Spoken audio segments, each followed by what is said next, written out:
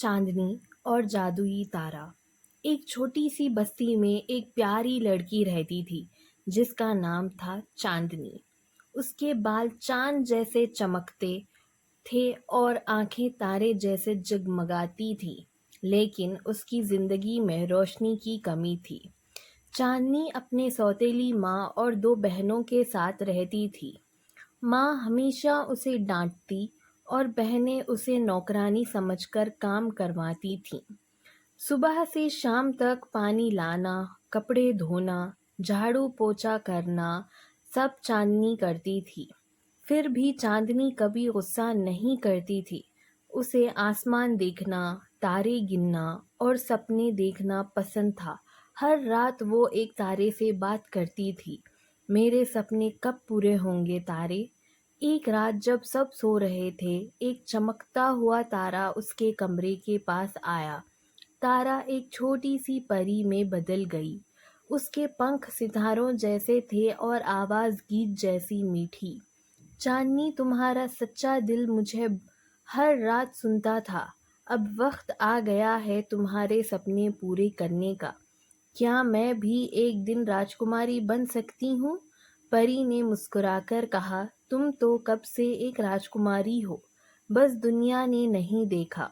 उस रात राजा के महल में एक घोषणा हुई। राजकुमार एक नई रातों के त्योहार में अपनी दुल्हन चुनेगा। 3 रात तक रास लीला होगी। हर लड़की को बुलाया गया है। सौतेली माँ ने चांदनी को मना कर दिया। तेरे पास कपड़े नहीं हैं, जूतियाँ नहीं हैं और शक्ल भी नहीं। चांदनी ने आंसुओं के साथ परी को याद किया। परी तुरंत आई। उसने अपनी छड़ी घुमाई और एक आकाश जैसे नीला लहंगा, चमकते जूते और एक सितारों वाली मांग टीका उस पर गिराई।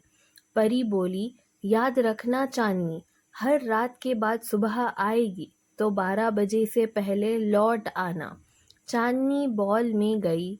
सब लोग उसकी तारीफ तरफ देखते रह गए।